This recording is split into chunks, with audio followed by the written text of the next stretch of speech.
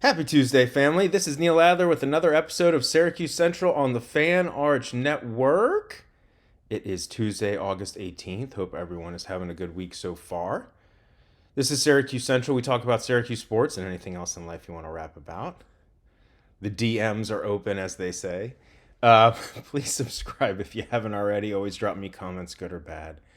We're on Apple and Spotify. And so we will start today talking about one of Syracuse men's basketball's.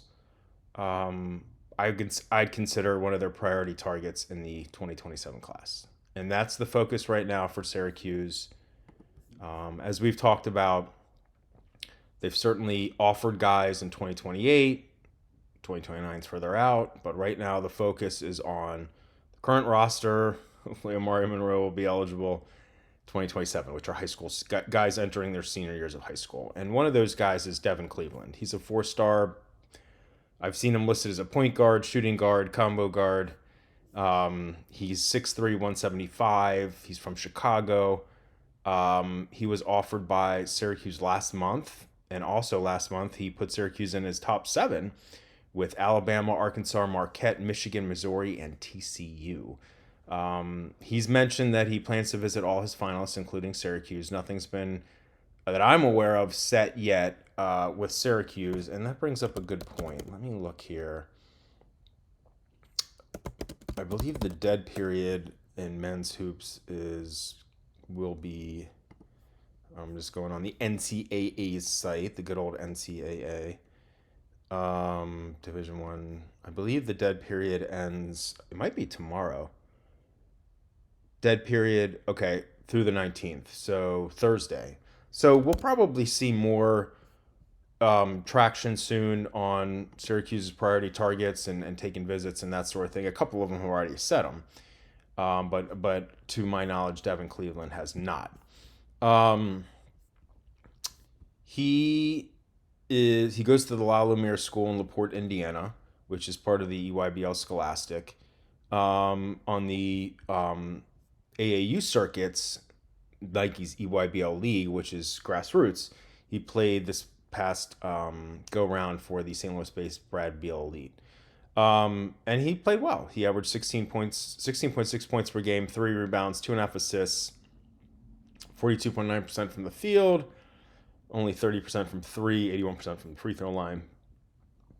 But so La Lumiere in their EYBL Scholastic games, they have other games, whatever non-conference that they play, but in EYBL Scholastic, I don't know if they're around 15 games maybe. He averaged 15.3 points, 3.1 boards, 2.1 assists, 1.1 steals per game, 45% from the field, 47% from 3, 82% from the charity stripe.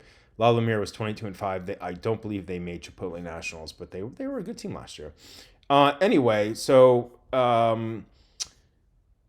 a couple of notes about Cleveland and why I like him. Adam Finkelstein, who's the head of scouting for 24/7 Sports, CBS Sports, he said recently that Cleveland's one of the most skilled guards in the 2027 class. He mentioned his shooting. I like this quote: "A natural shooter with a feathery touch." More from the scout. He's also a tough shot taker and maker. Ultimately, can be too willing to settle at times, but is a constant threat to make shots with deep range on the move or off the dribble. Yeah, I mean, I've talked to other scouts about Cleveland as well. Definitely get the sense that he can make shots. Sometimes maybe he doesn't take the greatest shots, but he can score. He's got a lot of really good scoring prowess, shooting prowess from all 3 levels. He's a good ball handler and passer. He obviously needs to add more strength to his frame, like everyone else in high school, pretty much. Well, not everyone, but a lot of the guards and wings. And he's a solid defender, but obviously adding more strength will help on the defensive side as well. Another quote from Finkelstein: "He's crafty, using fakes, footwork, varying his stride length, and able to manipulate space and angles with the ball in his hands." I don't know exactly how long the new Syracuse basketball staff under Jerry McNamara has been recruiting Cleveland. Like I said, he was only offered last month, but it's entirely possible that either GMAC or one of the assistants has been in touch with him for longer than that. I don't know if necessarily dating back to Siena per se, but anyway, so as we've talked about, Syracuse has a handful of guys that are prioritizing in 2027. Cleveland I put on the list along with Jalon Lyons, the 4-star point guard, 5-star wing forward slash forward Ahmed Nur, 4-star wing slash forward Ian Condon, 5-star point guard Nasir Anderson. Did I get them all? Anderson, Lyons, Condon, Nur, Cleveland. Oh, and 5-star who I talked about yesterday, 5-star wing Musa Kamasoko. So that's 6 guys. I wouldn't be surprised if all of them visit. Nur visits at the end of this month. Condon visits early September. Lyons visits mid-September. And then in terms of Anderson, Kamasoko, and Cleveland, I know from sources that the staff is working to get all of them on campus for official visits, but nothing has been said, or if it's been said, it hasn't been publicly disclosed this time. So I'll keep at that. But Cleveland's a good prospect. But like all these other guys that, Syracuse is facing, a lot of competition. All right. So we talked about it a little bit, and you guys have talked about it, you guys and gals have talked about it, and I brought it up. This Syracuse team, especially if Amari Monroe, the transfer, is ultimately deemed eligible, has a lot of depth, a lot of height and a lot of depth, a lot of length, I should say. But who's going to start? So I feel like, again, assuming everyone's healthy and nothing weird transpires, I feel like it'll be Garway DeWall at point guard. And then the 2 and the 3, I think, will be Gavin Doty and Abe Tobiasen, but some other people think it could be Kyan Anthony.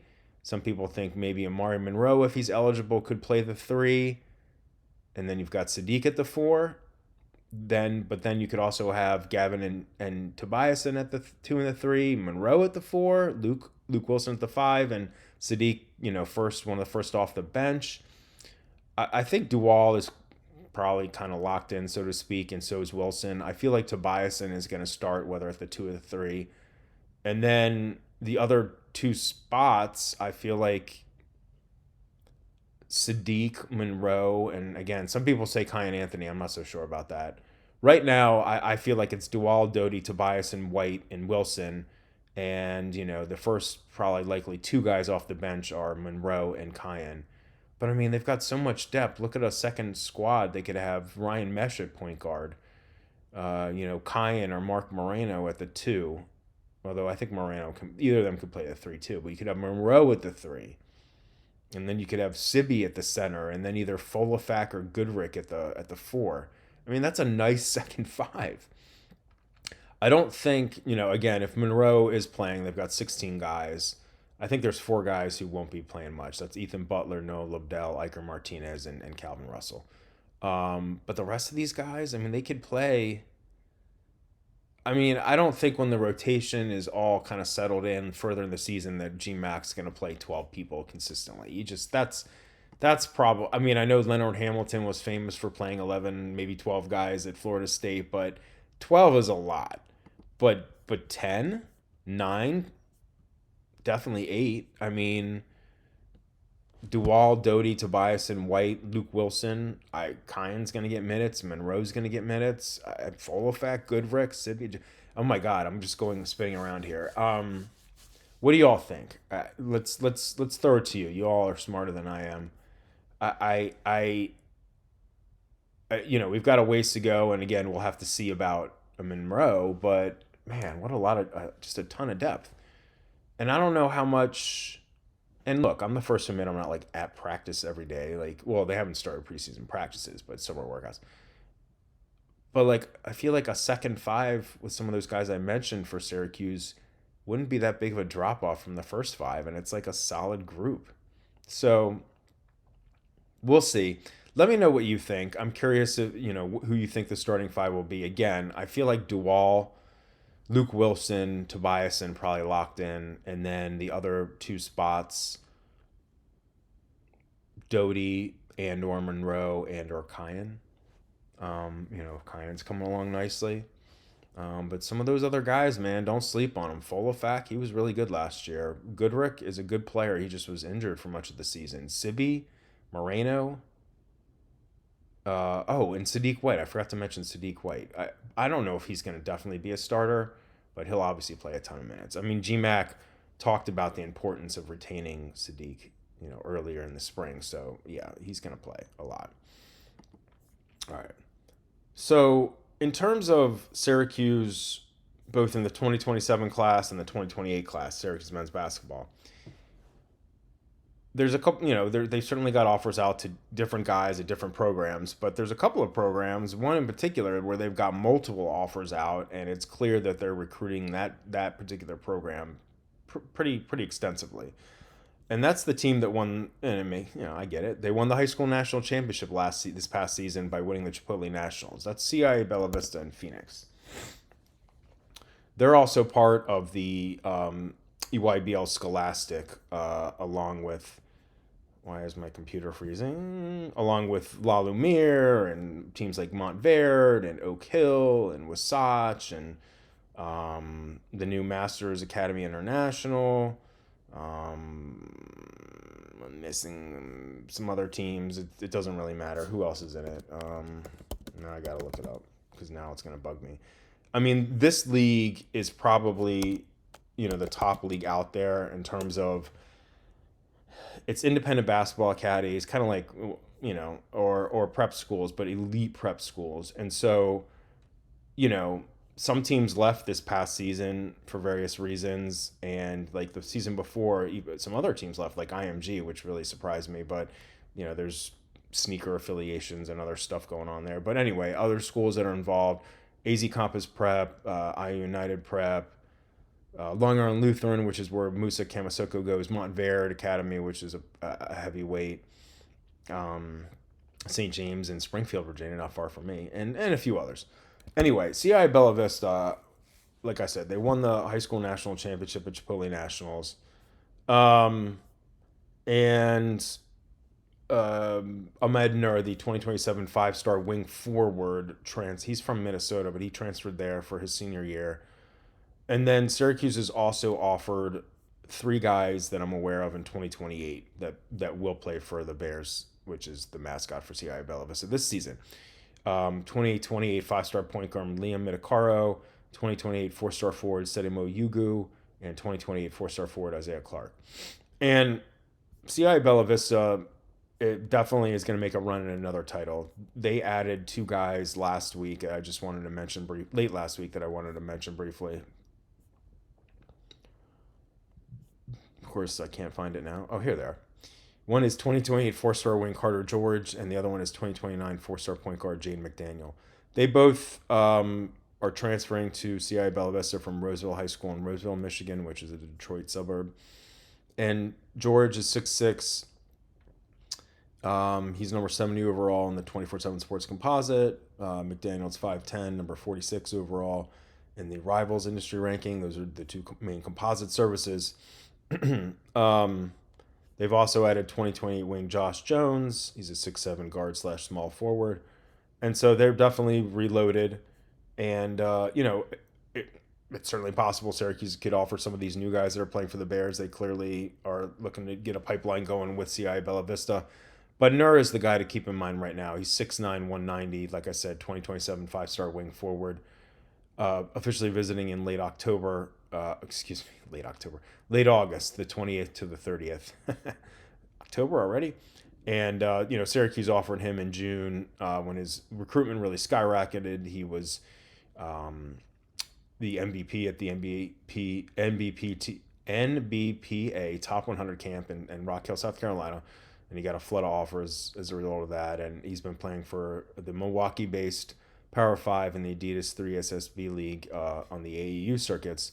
And again, Syracuse is recruiting numerous guys from different teams in the EYBL Scholastic, but clearly the most offers to one specific team so far have gone out to CI Bella Vista. So, and I think, when preseason, I'm trying to talk to some analysts to get a sense of who might be the main contenders to win the EYBL Scholastic as well as get to the Chipotle Nationals again. And it'll definitely be some teams in there that are, have Syracuse recruiting targets on the roster. So something to keep in mind. All right. Just a few little things here from you all. Everybody's on vacation this week. What's up with that? Not cool, bros. No, I'm just kidding. It's August. It's all good. So Mike Gross said he had a Sunday fun day. He said, he was talking about the vacating wins being silly, which I agree with.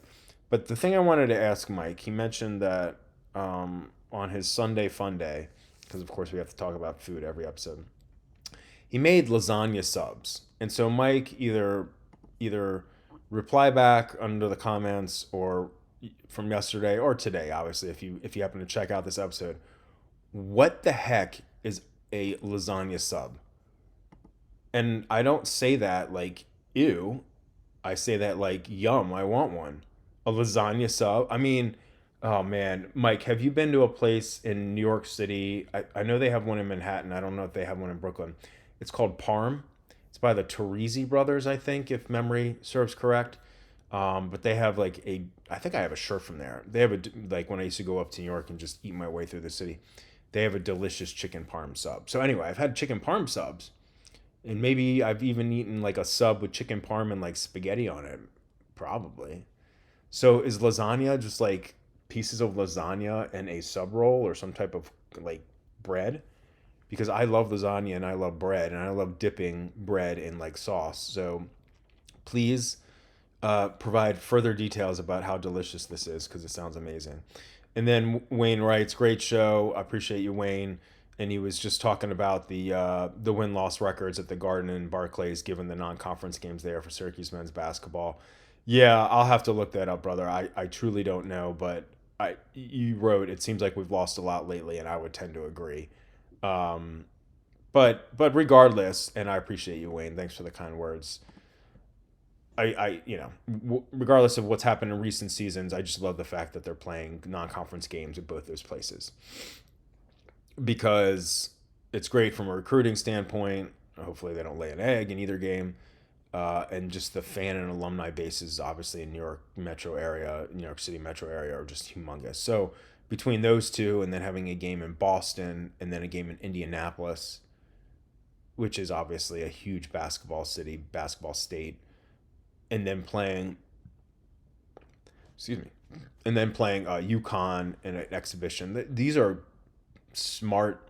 Well, we'll see how they do on the court, but these are smart decisions in terms of from like the fan base standpoint, alumni standpoint, engagement, recruiting standpoints. It's a smart non-conference, in my opinion.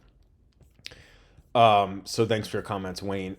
In terms of, I just want a quick update on JRS, Justin Ross Simmons, the 6'3", 210-pound Ross Simmons, who is trying to rejoin the team or play a fifth season in college, just amid all the federal injunction and everything else going on legally. He was cleared to rejoin the team yesterday and is expected at practice today. An SU athletics department spokesperson confirmed that to me last night. Chris Carlson, the terrific reporter and really nice guy at Syracuse.com. You should definitely follow him on social media. He first reported that, and I was able to confirm that not too long after. So, that's obviously encouraging, because Fran Brown had said earlier today that there were some administrative things. So he'll be back. Now the key question is he going to be eligible? Is Amari Monroe, are they going to be eligible? I'm expecting some type of ruling from the 10th Circuit Appeals Court in Denver this week on the federal injunction. Obviously, there's state cases playing out, but we should know something later this week, and that'll hopefully provide some type of clarity regarding JRS and Monroe, and frankly, just class of 2022 athletes in general. For this upcoming season, they're trying to get a fifth year when they've already played 4. and that is not a fifth season under the new 5-for-5 model by the NCAA for those 2022 athletes is not available if they've already played 4 seasons. So we'll see. We'll see. I'll keep my ear to the ground. Obviously, once that comes out, I'll have coverage. I'll certainly be talking to some legal experts about what that decision means and what the impact is, and if there's further stuff gonna be going on. Good times. I mean, it's one thing for basketball because they haven't even started preseason practice, but for football, knee deep in preseason camp, trying to play and then get yanked off the team if it doesn't work out, that sucks. But it's just a messy situation. We'll keep at it. All right, my friends, that's going to do it for today's edition of Syracuse Central on the Fan Arch Network. I am your humble, silly, moronic host, Neil Adler. I don't know. Gray beard, getting old. Please subscribe. Oh, and I'm wearing today. I know NC State plays in the ACC with Syracuse, so boo to me. But it talks about the '83 title team. It's an old retro shirt. I think my twin brother got it for me. I just love that '83 team, and my son and I love watching Survive and Advance. Drop me comments. What 30 for 30s do y'all like? Survive and Advance, I know I'm just rambling now, but Survive and Advance was a great one. I love the one about Loyola Marymount and Paul Westhead, and unfortunately what happened with Hank Gathers. May he rest in peace. I love the Big East one. The Phi Slamma Jam about the Houston Cougars. I mean, there's so many good ones. But anyway, I'm wearing the NC State shirt because I love that '83 team, and I love that Survive and Advance. It's so good. Anywho, please subscribe to Syracuse Central if you haven't already. This is an NC State show. Didn't you know that? Please subscribe if you haven't already. Always drop me comments, good or bad. And we're on Apple and Spotify. Have a great Tuesday. Love y'all. Talk to you tomorrow, Wednesday, hump day. Take care.